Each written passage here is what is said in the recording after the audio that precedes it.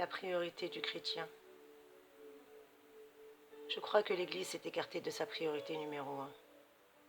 Dieu veut que nous établissions des priorités dans une hiérarchie correcte. Nous devrions nous demander qu'avons-nous vraiment recherché dans le mouvement charismatique? Ou encore quel but ai-je voulu atteindre personnellement? Était-ce d'abord pour obtenir la puissance et les dons, puis à l'occasion manifester de l'amour à quelqu'un dans le besoin? Si cela est le cas, je suis navré de le dire. L'Écriture n'établit pas ses objectifs dans cet ordre-là. La Bible déclare que notre but doit être de mettre l'amour en premier. Au fur et à mesure que nous recherchons et désirons l'amour, l'onction de Dieu fera venir sur nous les dons de l'Esprit. C'est alors seulement que nous pourrons les mettre en pratique et obtenir la manifestation de leur présence. Jean chapitre 1, versets 4 et 16. Et nous avons connu l'amour que Dieu a pour nous, et nous y avons cru. Dieu est amour, et celui qui demeure dans l'amour demeure en Dieu, et Dieu demeure en lui. La Bible tout entière parle d'amour. D'où vient l'onction, la puissance et la foi? Elle provient du fait que l'on demeure en Dieu. Et si vous demeurez en Dieu, vous demeurez dans l'amour. A contrario, si vous demeurez en dehors de Dieu et de sa présence, vous n'avez pas l'onction qui permet aux dons de se manifester, les miracles ou la foi, ni aucun acte surnaturel d'ailleurs dans votre vie. Beaucoup de chrétiens se demandent où est Dieu? Et Dieu répond, où est l'amour? Voyez-vous, lorsque vous vous mettez à la recherche, et à rechercher surtout la puissance et les dons, il est facile de perdre l'amour. Et lorsque vous perdez l'amour, vous perdez l'objectif même de votre quête. Le mouvement charismatique se trouve précisément à cette croisée des chemins. Nous avons été jaloux dans notre recherche de l'onction, de la puissance et des dons. Mais dans notre désir de capacité, nous avons abandonné une bonne partie de notre fondement chrétien. Parce que nous manquons en vérité de vraie spiritualité. Nous ne marchons pas dans l'amour, et par la suite, nous perdons la puissance et surtout les dons de Dieu.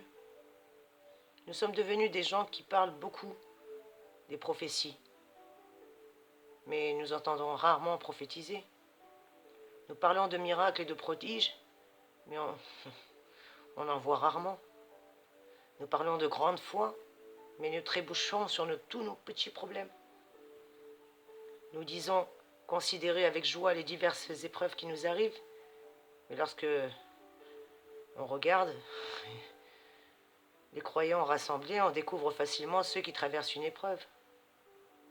Il ne suffit pas de parler de puissance divine pour qu'elle se manifeste. Ce qui la libère, c'est de marcher dans l'amour. Eh oui, marcher dans l'amour de Dieu. C'est seulement à cette condition, et seulement à cette condition, que nous verrons la puissance de Dieu se manifester à travers nous. Par conséquent, les chrétiens qui cherchent réellement un but ou une vision pour le corps de l'Église n'ont plus à se demander quelle direction prendre, car Dieu a déjà montré la route.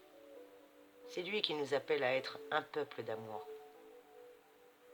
Bien plus, Dieu nous ordonne d'aimer nos ennemis et même de prier pour eux. Cela représente une attitude, une tâche de tous les instants que chacun de nous doit pouvoir et doit surtout choisir d'accomplir. Car lorsque nous entrons dans la vie et dans la joie, on doit admirer les grands hommes de foi. Et oui, on doit admirer les grands hommes de foi. Parfois, j'aimerais être comme eux. Il n'y a rien que je ne ferais pour être comme eux. Je voudrais être puissant dans l'esprit. Je voudrais une onction forte et voir des signes, des miracles, des prodiges. Je le désirerais tellement. Tellement que j'étais prêt à obtenir la puissance de Dieu dans ma vie. C'est alors que le Seigneur a commencé à agir dans certains domaines de mon existence. Il m'a dit de retourner étudier la vie de ceux et de celles qui avaient marché dans sa puissance. Je me mis donc à approfondir mon étude sur la vie de ses serviteurs et de ses servantes, de tous ses servantes et de tous ses serviteurs que Dieu avait puissamment utilisés. Eh bien, savez-vous ce que j'ai découvert? Que ces hommes et ces femmes aimaient les gens, tout comme Jésus les aimait. Alors le Seigneur m'a demandé, pourquoi vois-tu ces signes, ces miracles et ces dons? Seigneur, je veux aider ton peuple, répondis-je. Et le Seigneur me conclut, pour aider mon peuple, tu dois commencer par marcher dans l'amour, parce que c'est l'amour qui produit toutes ces bénédictions. Nous parlons bien souvent d'atteindre des multitudes en allant dans les nations et dans les lieux pour enfin toucher leur cœur par l'Évangile, pour pouvoir y prêcher. Toutefois, plus d'un serviteur de Dieu refuse de se rendre dans des endroits où il lui faut sacrifier son petit confort quotidien, ou de devoir dormir sur le sol, ou se passer de la télécommande ou des commodités modernes. Mais la priorité de l'amour, c'est surtout d'aller. C'est d'aller dans les endroits où les gens souffrent et sont dans le besoin, quels que soient ces endroits et où qu'ils soient. Dans Jean 4, nous voyons Jésus braver 2 interdits de son temps. S'approcher d'une femme, le plus samaritaine, venue puiser de l'eau, un être sans doute désemparé d'avoir perdu ou quitté 5 maris. Nous le voyons répondre à son besoin en lui donnant de l'eau vive. Eh bien, nous voulons tous connaître Dieu davantage, n'est-ce pas? Eh bien, pour cela, il nous faut marcher. Il nous faut marcher dans l'amour.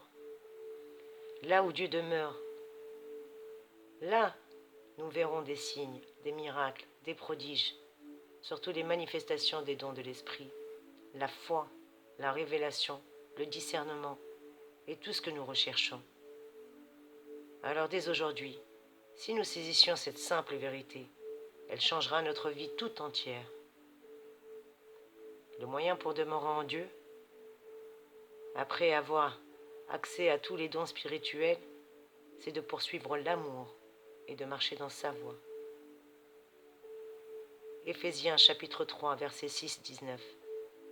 Afin qu'il vous donne selon la richesse de sa gloire, d'être puissamment fortifié par son esprit dans l'homme intérieur, en sorte que Christ habite dans votre cœur par la foi, étant enraciné et fondé dans l'amour, que vous puissiez comprendre avec tous les saints quelle est la largeur, la longueur, la profondeur et la hauteur, et connaître l'amour de Christ, qui surpasse toute connaissance, en sorte que vous soyez remplis jusqu'à toute la plénitude de Dieu.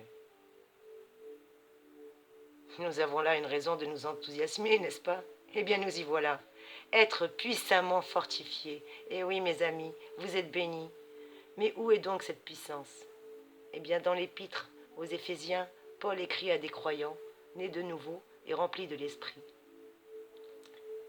Il explique qu'il existe une plénitude en Jésus-Christ et qu'il nous appartient d'expérimenter.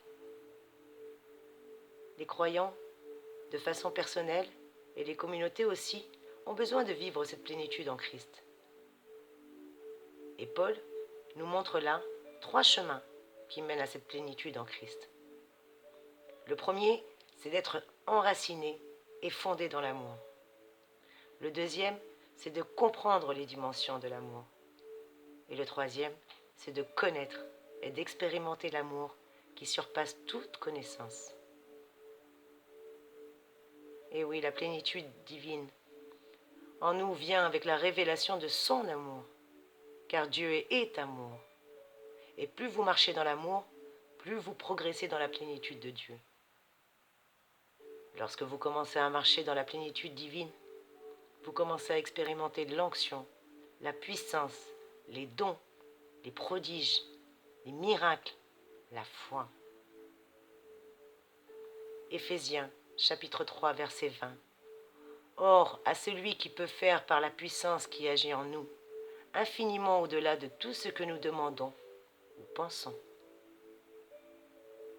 Voyez-vous, vous servez un Dieu plus que suffisant.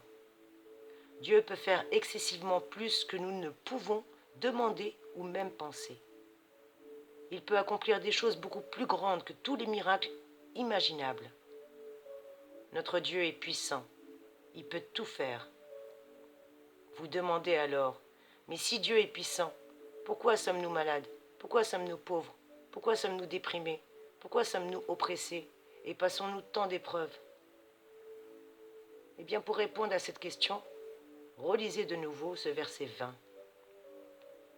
Remarquons le mot « par ». Ce terme établit une condition.